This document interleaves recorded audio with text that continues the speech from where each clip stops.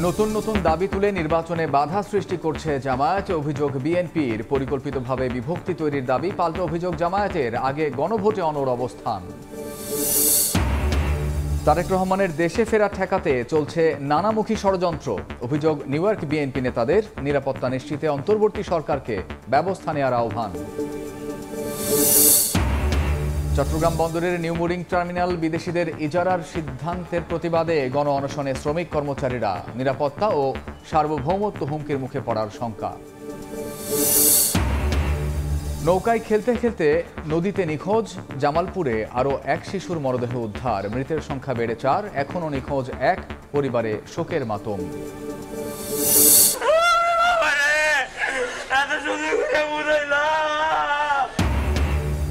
সীমান্তে মিয়ানমারের মাইন বিস্ফোরণে আহত বিজিবি সদস্যের মৃত্যু। স্বজনের আহাজারিতে ভারী গ্রামের বাড়ি ভোলা। জানাজা শেষে দাফন।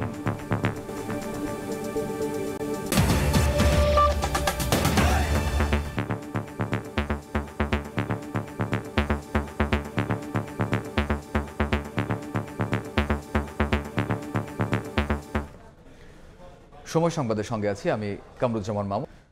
জামায়াত নতুন নতুন দাবি সামনে এনে নির্বাচনে বাধা সৃষ্টি করছে। 24 দিয়ে 71কে ভুলিয়ে দিতে পরিকল্পিতভাবে বিভক্তি তৈরি করছে ষড়যন্ত্রকারীরা। এমন অভিযোগ করে বিএনপি মহাসচিব বলেছেন, নির্বাচন হলে অপশক্তি মাথাচাড়া দিতে পারবে না।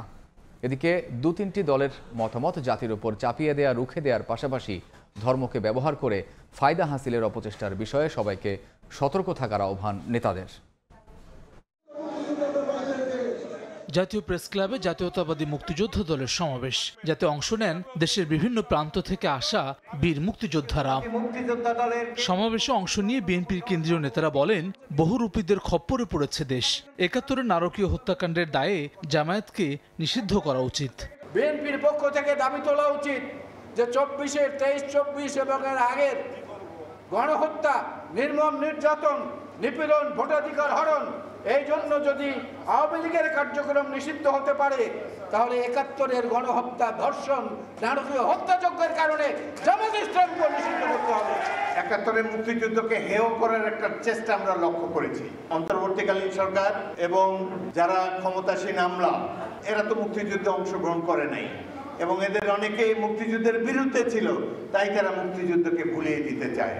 এ সময় পরিকল্পিতভাবে কিছু শক্তি বিভক্তি আনতে চায় মন্তব্য করে বিএনপি মহাসচিব বলেন, 71কে ভুলিয়ে দেওয়ার অবকাশ নেই। নোট অফ ডিসেন্ট বাদ দিয়ে প্রতারণা ও আগে গণভোটের নামে নির্বাচন পেছানোর ষড়যন্ত্রের বিরুদ্ধে সবাইকে ঐক্যবদ্ধ হওয়ার আহ্বান জানান তিনি। বিভক্তি আমরা আনতে চাই না, কিন্তু অত্যন্ত পরিকল্পিতভাবে কিছু কিছু শক্তি, কিছু কিছু মানুষ এখানে বিভক্তি আনতে চায়। 1971 সালকে যারা ভুলিয়ে দিতে চায়, আমরা এই ব্যাপারে খুব পরিষ্কার করে বলতে চাই, 1971 সালকে ভুলিয়ে দেওয়ার কোনো অবকাশ নেই, কারণ ওটাই হচ্ছে আমাদের জন্মের ঠিকানা। নির্বাচন তো যেটা ঘোষণা করেছেন 2026 সালের ফেব্রুয়ারি মাসে, ওই তখনই নির্বাচন হতে হবে। বিএনপি নির্বাচনে বাধা দিচ্ছে এমন অভিযোগ প্রসঙ্গে মির্জা ফখরুল বলেন, নানা দাবি সামনে এনে নির্বাচনে বাধা দিচ্ছে জামায়াত ইসলামী। তাহের সাহেব তিনি তার এলাকায় আমাদেরকে দোষারোপ করেছেন যে আমরা নাকি নির্বাচন বাধা নেই। এখন পর্যন্ত নির্বাচনকে যতটা বাধা সৃষ্টি করেছেন আপনারা করেছেন। আপনার পিয়ারের দাবি নিয়ে এসে যেটা আলোচনা ছিল না, প্রস্তাবও ছিল না, এই কথা কাজগুলো আপনারা করেছেন। জোট পাকিয়ে রাস্তার মধ্যে আন্দোলন করছেন এবং ধমক দিচ্ছেন আজকেই হতে হবে, তাহলে আমরা ইলেকশন হতে দেব না। এদিকে রাজশাহীতে ব্যবসায়ী সম্মেলনে বিএনপি স্থায়ী কমিটির সদস্য আমির খুসরো মাহমুদ চৌধুরী বলেন, 2 থেকে 3টি দলের মতামত জোর করে বিএনপির উপর চাপিয়ে দেওয়া হচ্ছে। 2টি দলের অথবা 3টি দলের মতামত জোর করে বাকি দলগুলোর উপর চাপিয়ে দেওয়ার একটা চেষ্টা চলছে। আমরা একটা রাজনৈতিক দল, তারা আরেকটা রাজনৈতিক দল। আমরা যেখানে ঐক্যমত হয়েছে, ঐক্যমতের বাইরে গিয়ে তাদের দাবি এখন আমাদের উপর চাপাতে চাচ্ছে, জনগণের উপর চাপাতে চাচ্ছে। এদিকে নারায়ণগঞ্জে আজমতে সাহাবা মহাসম্মেলনে যোগ দিয়ে দলটির স্থায়ী কমিটির আরেক সদস্য সালাউদ্দিন আহমদ বলেন, ধর্মকে ব্যবহার করে ফায়দা হাসিলের অপচেষ্টা রুখতে সবাইকে সজাগ থাকতে হবে। একটি রাজনৈতিক দল তারা নির্বাচনের স্বার্থে, রাজনীতির স্বার্থে ইসলামকে ব্যবহার করে জাতির মধ্যে বিভক্তি নিয়ে আসতে চায়, বিশেষ করে ইসলামের ক্ষতি করতে চায়, তাদের কাছ থেকে আমাদেরকে সাবধান হতে হবে। নতুন দেশ গড়তে আওয়ামী রাজনীতি পরিত্যাগ করে আদর্শিক রাজনীতি চর্চার তাগিদ দেন বিএনপির এই নেতা। হাসান ওয়ালি, সময় সংবাদ, ঢাকা। এদিকে পাল্টা অভিযোগ করে জামায়াত বলছে সনদ নিয়ে বিএনপির অনাকাঙ্ক্ষিত পরিস্থিতি সৃষ্টি নির্বাচনে অন্তরায় হতে পারে। সংশোধিত আরপিও পুনরায় পরিবর্তনের চেষ্টাকে একটি রাজনৈতিক দলের কাছে সরকারের নতি স্বীকার বলেও মনে করেন নেতারা। যারা নির্বাচনের আগে গণভোট চায় না তারা গণতন্ত্র বিশ্বাসী নয় বলেও দাবি জামায়াতের। শনিবার সকালে রাজধানীর শাহবাগে স্থানীয় বাংলাদেশ জামায়াতে ইসলামীর ফ্রি মেডিকেল ক্যাম্প উদ্বোধন করেন সংগঠনের নায়েব আমির মুজিবুর রহমান। পিআর পদ্ধতিতে ভোট হলে নির্বাচনে কালো টাকা ও পেশি শক্তির দৌরাত্ম্য কমে যাবে বলে মন্তব্য করেন মুজিবুর রহমান। জনগণের ভোটের সঠিক মূল্যায়নে পিআর পদ্ধতির বিকল্প নেই জানিয়ে জামায়াতের শীর্ষ পর্যায়ের এই নেতা বলছেন সকল ইসলামী দল ঐক্যবদ্ধ হয়ে নামবে ভোট যুদ্ধে। টাকা পয়সা দিয়ে যে নির্বাচনকে প্রভাবিত করা এবং নিজেকে এমপি করার জন্য পাগল হয়ে যাওয়া, 10টা হুন্ডা 20টা গুন্ডা ইলেকশন ঠান্ডার এই যে বাজে একটা পদ্ধতি আর সামনে এটা কোনোদিন আসবে না ইনশাআল্লাহ, যদি পিআর সিস্টেম এখানে চালু করা যায়। এদিন গণমাধ্যমে পাঠানো ভিডিও বার্তায় জামায়াতের নায়েবে আমির সৈয়দ আব্দুল্লাহ মোহাম্মদ তাহের অভিযোগ করেন সংশোধিত আরপিও পরিবর্তনের চেষ্টা একটি রাজনৈতিক দলের কাছে সরকারের নতি স্বীকার। জুলাই সনদ বাস্তবায়ন নিয়ে বিএনপি ধোঁয়াশা তৈরি করেছে বলেও মন্তব্য নায়েবে আমিরের। আরপিওকে পুনরায় সংশোধন করা একটি দলের অন্যায় অযৌক্তিক আবদারের কাছে নথি স্বীকার করার শামিল বলেই আমরা মনে করি। সনদ বাস্তবায়ন নিয়ে বিএনপি নতুন করে যে পরিস্থিতি তৈরি করেছে এটি একেবারে অনাকাঙ্ক্ষিত। নির্বাচনের ঠিক আগে হঠাৎ এরকম রাজনৈতিক অনিশ্চয়তা উত্তাপ তৈরি করা ফেব্রুয়ারি নির্বাচন অনুষ্ঠানের প্রক্রিয়াকে বাধাগ্রস্ত করছে। রাষ্ট্র সংস্কার ও বিচার নিয়ে সরকারের ধীর গতির সমালোচনা করেন জামায়াতের নীতি নির্ধারণী পর্যায়ের এই নেতা। আমরা আশা করি উনি দৃঢ় ভূমিকা পালন করবেন। মাইমুনা হায়দার চৌধুরী, সময় সংবাদ, ঢাকা। দলগুলোর অনৈক্যের কারণেই রাজনীতিতে বিশৃঙ্খলা তৈরি হয়েছে বলে মনে করেন খোদ রাজনীতিবিদরা। এমন পরিস্থিতিতে জুলাই সনদ বাস্তবায়ন হলে দেশ আবার পুরনো অবস্থায় ফেরার শঙ্কা তাদের। সুষ্ঠু ও নিরপেক্ষ নির্বাচন ছাড়া সমাধান দেখছেন না নেতারা। সেটিকে ফ্যাসিলিটেট এবং রাজনীতিকদের মতাদর্শ ভিত্তিক সংলাপ এবং গণতান্ত্রিক চর্চা অব্যাহত রাখতে সংলাপের আয়োজন করে centre for governance studies CGS. ঠিক যেভাবে শনিবার রাজধানীর সিদ্ধেশ্বরীর একটি হোটেলে সংলাপে অংশ নেন বিভিন্ন দল ও ছাত্র সংগঠনের নেতারা। বক্তারা বলেন দেশের পুরো ব্যবস্থা পাল্টানো ছিল গণঅভ্যুত্থানের আকাঙ্ক্ষা, অথচ রাস্তায় নামা ছাড়া আদায় করা যাচ্ছে না কোনো দাবি। প্রত্যেকটা প্রতিষ্ঠানকে ধ্বংসের দ্বারপ্রান্তে নিয়ে যাওয়া হয়েছিল। এই ঠিক যেই ব্যবস্থার মাধ্যমে ক্ষমতা কক্ষিগত করে প্রত্যেকটা নাগরিকের অধিকার কেড়ে নেওয়ার একটা মেকানিজম তৈরি হয়েছিল, সেই মেকানিজম অটুট রেখে ওই জায়গায় হাসিনা চলে যাবে, আরেকজন মানুষ বসবে, সেটা গণঅভ্যুত্থানের আকাঙ্ক্ষা ছিল না। সবার কনসার্নটা নিয়ে সরকারের পক্ষ থেকে কিছু প্রস্তাব সবাইকে জানিয়ে দেওয়া উচিত ছিল যে আমরা এটা করতে চাই দেশের বৃহত্তর স্বার্থের জন্য। দীর্ঘ আলোচনার পরও ঐকমত্যে পৌঁছাতে না পারা রাজনীতিবিদদের জন্য দুর্ভাগ্যজনক উল্লেখ করে নেতারা বলেন সুষ্ঠু ও নিরপেক্ষ জাতীয় নির্বাচন ছাড়া মিলবে না সমাধান। বিএনপি নিজেকে ভাবছে আমি তো সরকারে যাব, আমাকেই তো এটা এক্সিকিউট করতে হবে, আমরা সবাই একসাথে স্বাক্ষর করব, আমরা করব। দেখেন যেই বিষয়গুলোতে মানে দ্বিমত পোষণ করেছেন ওনারা, নোট অফ ডিসেন্ট দিয়েছেন, সবগুলো ক্ষেত্রে একটাই যুক্তি ছিল যে এক্সিকিউশনের যারা দায়িত্বে থাকবেন, অর্থাৎ এক্সিকিউটিভ ডিপার্টমেন্ট যেটা, নির্বাহী বিভাগ যেটা, সেই নির্বাহী বিভাগের এটা খাটাতে কাজ করতে গিয়ে অসুবিধা হবে। বর্তমান রাজনৈতিক পরিস্থিতি। এদিকে রাজধানীর সেগুনবাগিচায় আলাদা আয়োজনে বিপ্লবী ওয়ার্কার্স পার্টির সাধারণ সম্পাদক বলেন দলগুলোর মতামত নিয়ে ঐকমত্য কমিশন দ্বিচারিতা করেছে। মানুষ যে নির্বাচনের জন্য অপেক্ষা করছে 17 বছর ধরে, ফেব্রুয়ারি প্রথমার্ধে জাতীয় নির্বাচন, এবং একই দিনে আমরা মনে করি গণভোটও সেখানে অনুষ্ঠিত হওয়া দরকার। অন্য কোনো পক্ষের এই ধরনের কোনো বিষয় নিয়ে জেদ করবার বা এটাকে নিয়ে কোনো দর কষাকষি করবার কোনো সুযোগ নেই। অন্তর্বর্তী সরকারের জুলাই সনদ বাস্তবায়নের আদেশ জারির এখতিয়ার নেই বলেও মন্তব্য করেন সাইফুল হক। আইন বিশেষজ্ঞ, লয়ার তাদের মতামত নিয়েছেন। তোহা খান তামিম, সময় সংবাদ, ঢাকা। জুলাই সনদ বাস্তবায়ন নিয়ে বিভিন্ন রাজনৈতিক দল টালবাহানা করছে বলে অভিযোগ করেছেন এনসিপির দক্ষিণাঞ্চলের মুখ্য সংগঠক হাসনাত আব্দুল্লাহ। দুপুরে বরগুনা জেলায় এনসিপির কার্যক্রম গতিশীল করার লক্ষ্যে সভা শেষে সাংবাদিকদের সঙ্গে কথা বলেন তিনি। প্রতীক ইস্যুতে নির্বাচন কমিশনের অবস্থানের সমালোচনা করেন, বলেন এনসিপিকে শাপলা প্রতীক না দিলে তার ব্যাখ্যা দিতে হবে কমিশনকে। আসন্ন সংসদ নির্বাচন স্বচ্ছ ও নিরপেক্ষ হওয়া নিয়ে শঙ্কার কথাও জানান সার্জিস। আমরা তো বারবার করে বলেছিলাম যে আমাদেরকে যেই জুলাই সনদে স্বাক্ষর করতে হবে সেটা আগে আমাদেরকে দেখাইতে হবে। তো ওনারা স্বাক্ষর না দেখে সিগনেচার কেন করলো? ওনাদের তো আগে দেখা উচিত ছিল না? আমরা তো বলেছি আগে এটা আমাদেরকে দেখাইতে হবে, কে ঘোষণাটা দিবে সেটা আগে নিশ্চিত করতে হবে এবং সেটাকে অর্ডার জারি করতে হবে। ব্যক্তি সর্বস্ব স্বেচ্ছাচারী সিদ্ধান্ত আমরা দেখেছি। আমরা শুরু থেকেই বলেছি যে নির্বাচন কমিশন আসলে নীতিমালা নেই, তাহলে তারা কোন নীতিমালার আন্ডারে শাপলা কলি এখন অন্তর্ভুক্ত করেছে? সরকার সুষ্ঠু ও শান্তিপূর্ণ পরিবেশে নির্বাচন করতে সর্বাত্মক প্রস্তুতি নিয়েছে বলে জানিয়েছেন নির্বাচন কমিশনার আনোয়ারুল ইসলাম সরকার। সকালে কুয়াকাটার কোডেক প্রশিক্ষণ কেন্দ্রে নির্বাচন কর্মকর্তাদের এক কর্মশালায় তিনি একথা বলেন। এবার আরপিওতে সংশোধন আনা হয়েছে উল্লেখ করে তিনি বলেন, রিটার্নিং কর্মকর্তারা চাইলে দায়িত্বরত আসন ও প্রিজাইডিং অফিসার ভোট গ্রহণ স্থগিত করতে পারবেন। তাই নির্বাচন কর্মকর্তাদের নির্ভয়ে দায়িত্ব পালনের আহ্বান জানান নির্বাচন কমিশনার। তো প্রতিটি নাগরিকের দায়িত্ব যে একটি সুষ্ঠু নির্বাচন করার জন্য সহযোগিতা করা, ভালো অবাধ সুষ্ঠু নিরপেক্ষ নির্বাচন করার জন্য যত প্রস্তুতি আছে আমরা সব প্রস্তুতি নিয়ে রেখেছি। আমরা অবাধ সুষ্ঠু নিরপেক্ষ নির্বাচন যে কোনো মূল্যে করতে বদ্ধপরিকর। তারেক রহমানের দেশে ফেরা নিয়ে নানামুখী ষড়যন্ত্রের অভিযোগ তুলেছেন যুক্তরাষ্ট্র বিএনপির নেতারা।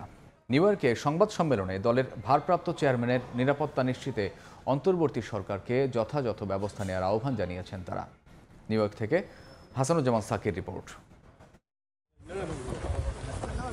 কবে দেশে ফিরছেন বিএনপির ভারপ্রাপ্ত চেয়ারম্যান তারেক রহমান?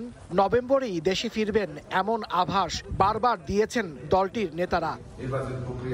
তবে শুক্রবার যুক্তরাষ্ট্রের নিউ ইয়র্কে স্টেট বিএনপি নেতারা সংবাদ সম্মেলনে অভিযোগ করলেন নানামুখী ষড়যন্ত্রের মুখে তারেক রহমানের দেশে ফেরা। অন্তর্বর্তীকালীন সরকার জনাব তারেক রহমান যাতে দেশে ফিরতে না পারেন সেই উদ্দেশ্যে তারা পরিকল্পনা করছে। বর্তমান সরকার এখনো পর্যন্ত তারা দেশে ফেরার নিরাপত্তা বিষয়ে কোনো সরকারি ঘোষণা বা নিশ্চয়তা প্রদান করছে না, বরং বিভিন্ন গোয়েন্দা সংস্থা ও সরকারি এজেন্সি তাকে নিরুৎসাহিত করছে।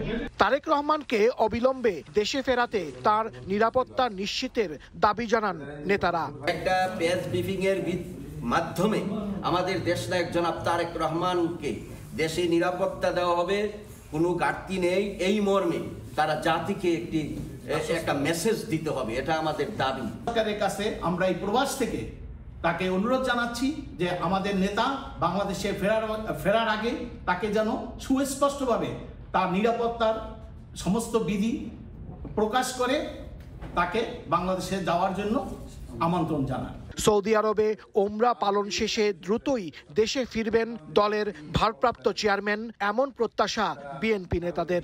উমরাতে গিয়ে হযরত মুহাম্মদ সাল্লাল্লাহু আলাইহি ওয়াসাল্লামের মাজার আমরা জিয়ারত করি, উমরা করে আমরা একটা ভালো উদ্দেশ্যের জন্য আমরা রওনা হই, সে পরিপ্রেক্ষিতে উনি যেতেও পারেন। হাসানুজ্জামান সাকি, সময় সংবাদ, নিউ ইয়র্ক, যুক্তরাষ্ট্র। ভোলায় মিছিল করাকে কেন্দ্র করে বিএনপি ও বিজেপির নেতাকর্মীদের মধ্যে দফায় দফায় ধাওয়া পাল্টা ধাওয়া, ককটেল বিস্ফোরণ ও ইটপাটকেল ছোড়ার ঘটনা ঘটেছে। এতে আহত হয়েছেন অন্তত 50 জন। দুপুরে শহরের নতুন বাজার এলাকায় দলীয় কার্যালয়ের সামনে মিছিল শেষে সমাবেশ করে বাংলাদেশ জাতীয় পার্টি। অন্যদিকে মহাজনপট্টি এলাকায় দলীয় কার্যালয়ে সমাবেশ শেষে মিছিল বের করে জেলা বিএনপি। এ নিয়ে বিজেপি এবং বিএনপির মধ্যে উত্তেজনা দেখা দেয়। এক পর্যায়ে দফায় দফায় শুরু হয় ধাওয়া পাল্টা ধাওয়া, ইটপাটকেল নিক্ষেপ ও সংঘর্ষ। এতে গণমাধ্যম কর্মী সহ দুই পক্ষের অন্তত 50 জন আহত হন। পাশাপাশি বেশ কয়েকটি গাড়ি ও বিজেপির অফিস ভাঙচুরের অভিযোগ ওঠে।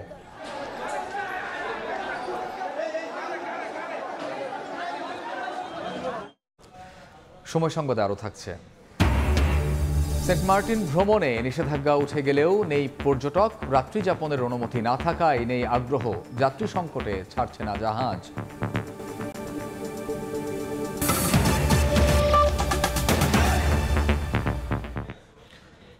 চট্টগ্রাম বন্দরের নিউমুরিং টার্মিনাল বিদেশিদের ইজারা দেওয়ার সিদ্ধান্তের প্রতিবাদে গণ অনশন করছে শ্রমিক কর্মচারী ঐক্য পরিষদ। সকালে নগরীর প্রেস ক্লাবের সামনে শুরু হয় কর্মসূচি। এ সময় বক্তারা বলেন, বন্দর বিদেশিদের হাতে তুলে দিলে জাতীয় নিরাপত্তা, অর্থনীতি ও সার্বভৌমত্ব হুমকির মুখে পড়বে। স্লোগানে উত্তপ্ত চট্টগ্রাম প্রেস ক্লাব চত্বর। চট্টগ্রাম বন্দরে নিউমোরিং কন্টেইনার টার্মিনাল সহ বিভিন্ন স্থাপনা বিদেশিদের ইজারা দেওয়ার সিদ্ধান্তের প্রতিবাদে শনিবার সকাল ৯টায় শুরু হয় শ্রমিক কর্মচারী ঐক্য পরিষদের গণ অনশন কর্মসূচি। শ্রমিক সংগঠন ছাড়াও বিভিন্ন রাজনৈতিক ও ছাত্র সংগঠনের নেতাকর্মীরা কর্মসূচিতে সংহতি জানান। এই সময় বক্তারা বলেন, দেশের অর্থনীতির প্রধান দ্বার ও কৌশলগত এই স্থাপনা বিদেশিদের ইজারা দেওয়া হলে জাতীয় নিরাপত্তা, অর্থনীতি ও সার্বভৌমত্ব হুমকির মুখে পড়বে। বিদেশিদের কাছে দিলে বন্দরে তাহলে আমাদের দেশের নিরাপত্তা হবে, নিরাপত্তার সমস্যা হবে। আর বর্তমান সরকার হলো অন্তর্বর্তীকালীন সরকার, তারা কোনো নির্বাচিত সরকার না, নির্বাচিত সংসদ নাই এখানে। সমাবেশে দাবি করা হয়, নিউমোরিং কন্টেইনার টার্মিনাল বছরে 1000 কোটি টাকার রাজস্ব দেয়, তাই এটি বিদেশিদের হাতে তুলে দেয়া আত্মঘাতী সিদ্ধান্ত। এই সময় দুবাই ভিত্তিক ডিপি ওয়ার্ল্ডের সঙ্গে সরকারের ইজারা চুক্তি গোপন রাখা হয়েছে বলে অভিযোগ করেন তারা।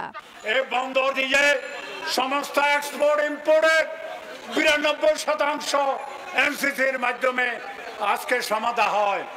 আমরা বুঝি না কেন বারবার এই বিদেশিকে দেওয়ার জন্য এই সরকার পায়তারা করছে। রাষ্ট্রবিরোধী জনস্বার্থবিরোধী সমস্ত প্রতিষ্ঠানের সাথে যুক্ত হয়েছিল সেগুলো বাতিল করে এবং জাতিকে দেওয়ার জন্য বর্তমানে ও সরকার করে যেতে পারে যাত্রা করতে যাচ্ছেন সেগুলো থেকে দূরে সরে আসেন। বক্তারা অবিলম্বে সরকারকে বন্দর ইজারা দেওয়ার সিদ্ধান্ত থেকে সরে আসার আহ্বান জানান, তা না হলে সারা দেশে কঠোর আন্দোলনের হুঁশিয়ারি দেন আন্দোলনকারীরা। ফেরদৌস লিপি, সময় সংবাদ, চট্টগ্রাম। কাল যমুনা অভিমুখে লং মার্চের ঘোষণা দিয়েছেন স্বতন্ত্র ইবতেদায়ী মাদ্রাসার আন্দোলনরত শিক্ষকরা। 20 দিন ধরে প্রেস ক্লাবের সামনে অবস্থান কর্মসূচিতে দাবি আদায় না হওয়ায় এ ঘোষণা দেন তারা। শনিবার অবস্থান কর্মসূচিতে শিক্ষক নেতারা বলেন, ইবতেদায়ী ও প্রাথমিক শিক্ষার কারিকুলাম এক হলেও শুধু একটি অংশকে সরকারিকরণ করে তাদের সঙ্গে বৈষম্য করা হয়েছে। একটি বিশেষ মহলের চাপে সরকারের ঘোষণার পরেও ইবতেদায়ী মাদ্রাসার জাতীয়করণ সম্ভব হচ্ছে না বলেও দাবি করেন তারা। দাবি মেনে নিয়ে শিক্ষা প্রতিষ্ঠানে ফেরত যাওয়ার সুযোগ দিতে সরকারের প্রতি আহ্বান জানান শিক্ষকরা। এর আগে শুক্রবার দাবি আদায়ে 24 ঘন্টার আলটিমেটাম দেন আন্দোলনরত মাদ্রাসা শিক্ষকরা।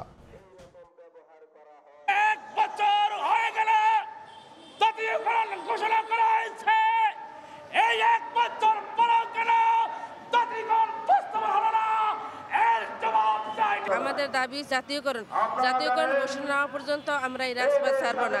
আমাদের শিক্ষক ভাইরা রক্ত দিয়েছে, যদি রক্ত আরো দিতে হয় রক্ত দিব, যদি আমাদের জীবন দিতে হয় তবু আমাদের জীবন দেব, তবু আমাদের দাবি আদায় করেই ছাড়ব ইনশাআল্লাহ। হয়নি অধ্যাদেশ, ঠিক হয়নি বিশ্ববিদ্যালয়ের মডেল, অথচ ভর্তি করা হয়েছে শিক্ষার্থী। তাই জটিলতায় পড়েছে প্রস্তাবিত ঢাকা সেন্ট্রাল ইউনিভার্সিটির 11,000 ছাত্রছাত্রী। বিশ্ববিদ্যালয় প্রতিষ্ঠার আগেই ভর্তি করাকে প্রতারণা হিসেবে দেখছেন শিক্ষাবিদরা। আর দ্রুতই ক্লাস শুরুর আশ্বাস অন্তর্বর্তী প্রশাসকের। শাকির আহমেদের রিপোর্ট।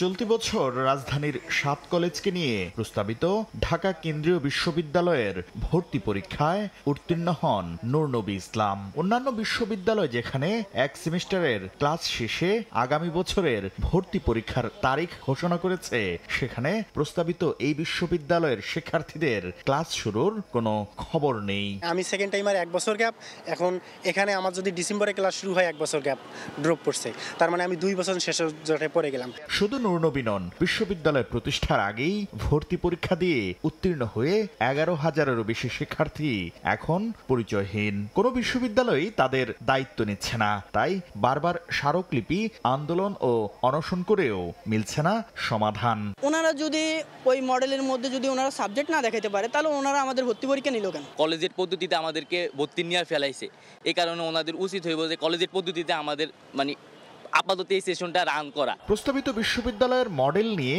অংশীজনদের মধ্যে মতানৈক্যের পাশাপাশি মৌলিক বিভাগগুলোকে বাদ দেয়া সহ নারী শিক্ষা সংকোচনের আশঙ্কায় বিশ্ববিদ্যালয় প্রতিষ্ঠা নিয়ে দীর্ঘসূত্রতা তৈরি হয়েছে। এমন পরিস্থিতিতে শিক্ষকরা বলছেন এই শিক্ষার্থীরা এখনো কোনো বিশ্ববিদ্যালয়ের অধীনে নেই, ফলে তাদের ক্লাস নেয়া এখতিয়ার বহির্ভূত।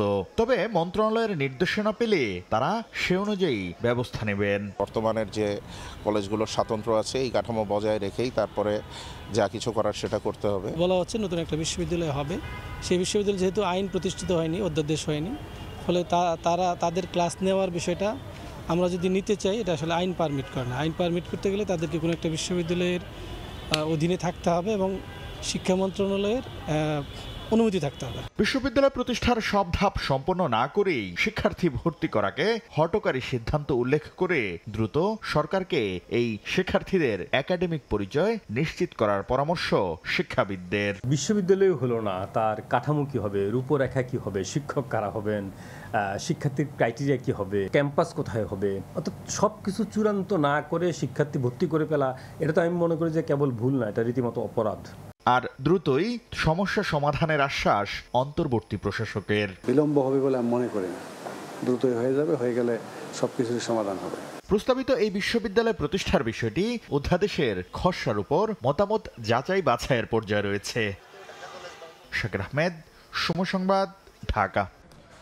জামালপুরে নৌকায় খেলতে খেলতে নদীতে ডুবে নিখোঁজ আরেক শিশুর মরদেহ উদ্ধার হয়েছে। পরিবারে বইছে শোকের ছায়া, মায়ের কান্নায় ভারী পরিবেশ। এ নিয়ে মৃতের সংখ্যা বেড়ে দাঁড়ালো 4 জনে। এখনও নিখোঁজ এক শিশু।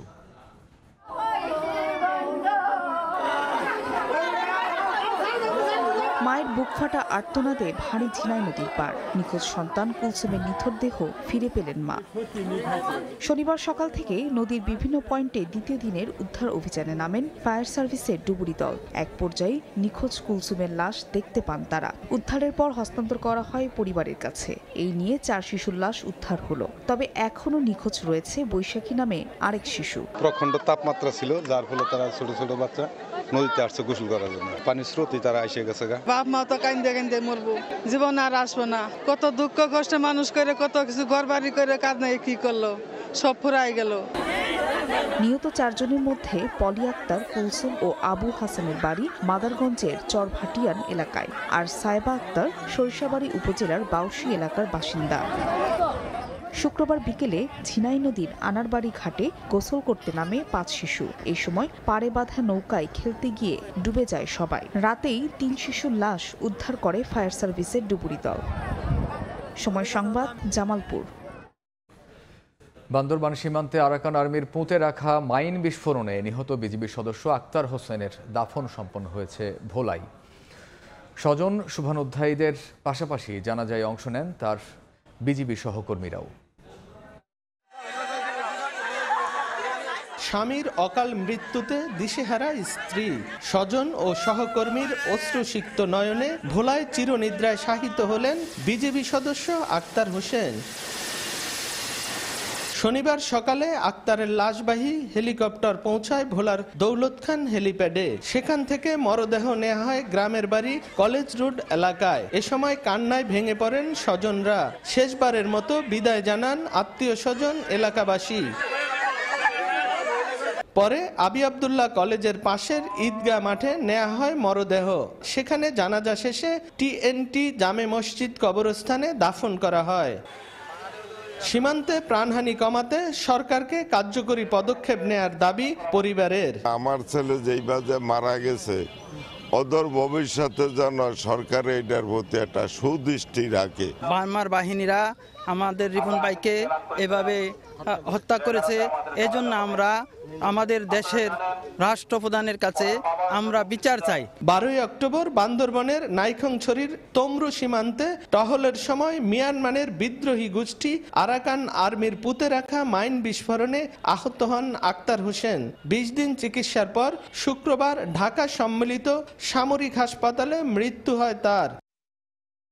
নাসির উদ্দিন লিটন, সময় সংবাদ, ভোলা। 9 মাস পর সেন্ট মার্টিন ভ্রমণে নিষেধাজ্ঞা উঠে গেলেও নেই পর্যটক। রাত্রিযাপনের অনুমতি না থাকায় আগ্রহ হারাচ্ছেন ভ্রমণ পিপাসুরা। জাহাজ কর্তৃপক্ষ বলছে যাত্রী সংকটে নভেম্বরে জাহাজ ছাড়বেন না তারা। তারপরও সেন্ট মার্টিনের উদ্দেশ্যে কক্সবাজার ঘাট থেকে ফিরে যাচ্ছেন অনেকে। মোহাম্মদ ফরাজের ক্যামেরায় বিস্তারিত জানাচ্ছেন সুজাউদ্দিন রুবেল।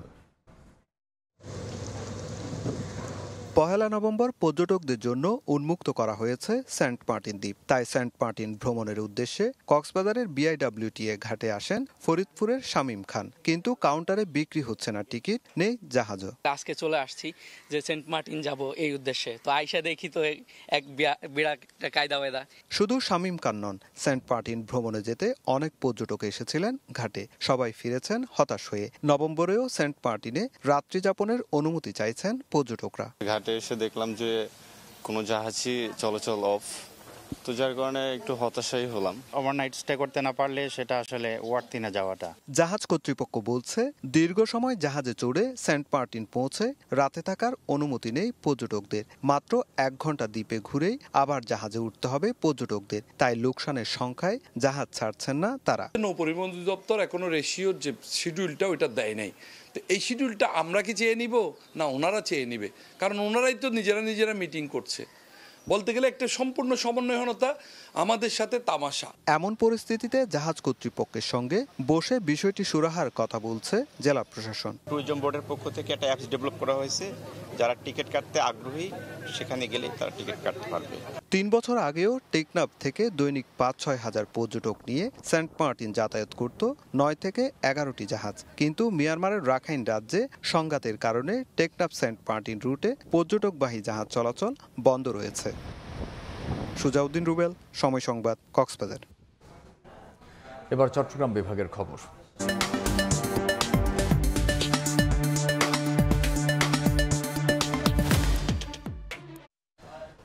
নিম্নমানের সামগ্রী ব্যবহারে বৈদ্যুতিক short circuit, gas cylinder leakage ও বিস্ফোরণে চট্টগ্রাম অঞ্চলে বাড়ছে অগ্নিকাণ্ড।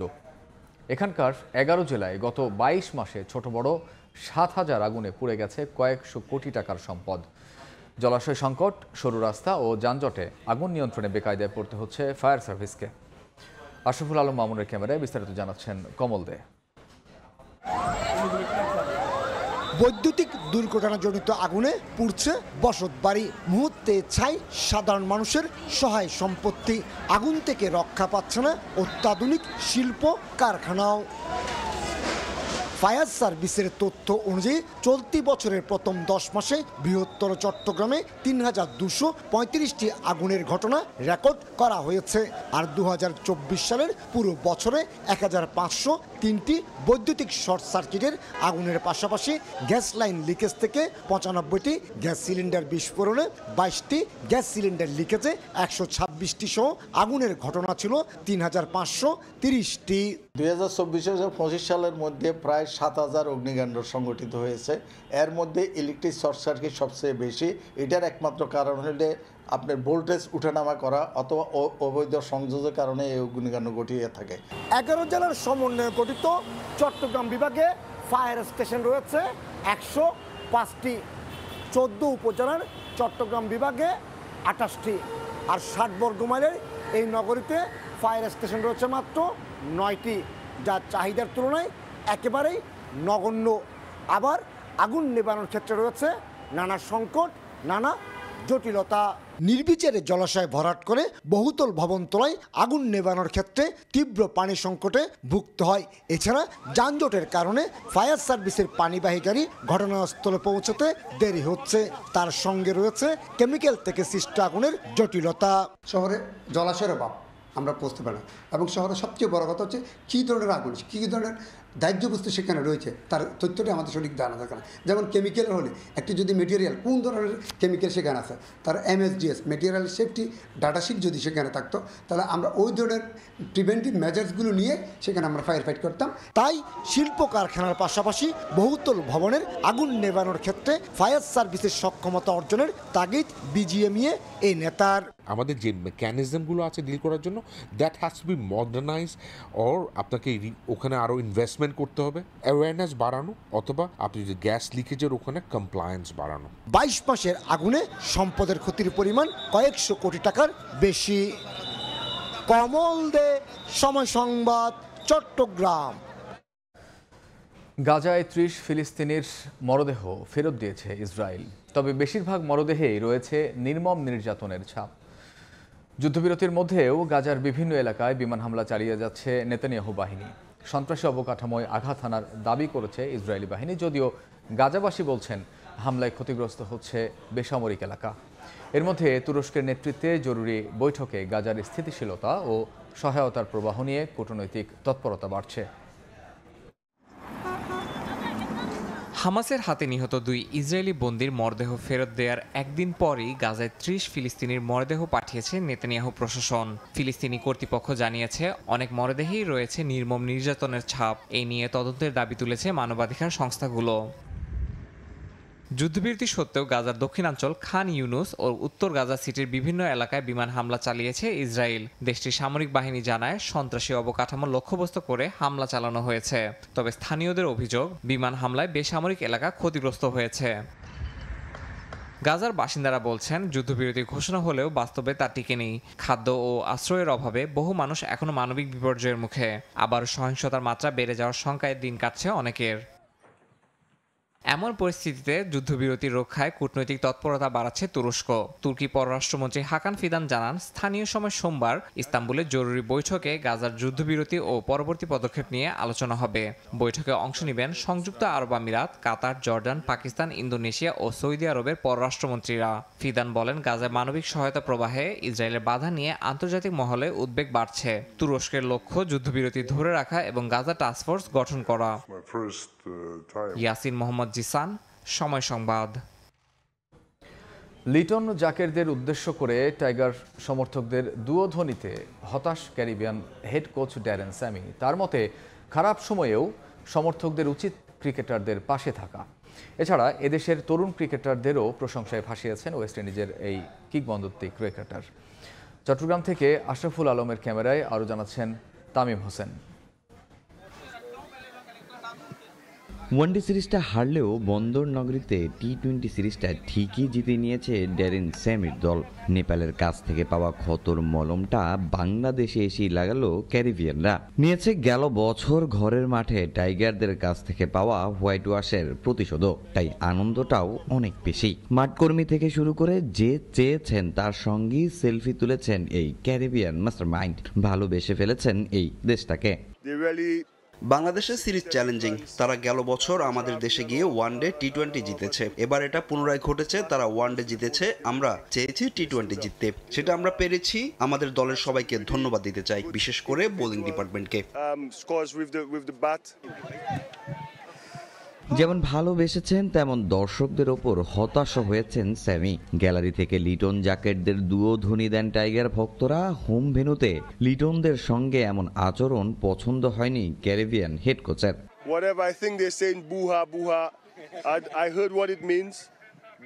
বাংলাদেশের ভক্তরা দারুণ, আমি সব সময় তাদের প্রশংসা করি।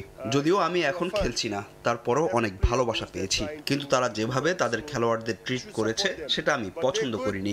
তারা খেলোয়াড়দের ভুয়া ভুয়া বলেছে, আমি এটার মানে পরে জেনেছি। কিন্তু আপনি সমর্থক, প্রত্যেক খেলোয়াড় চায় ভালো করতে, তাদের সব সময় সমর্থন করা উচিত।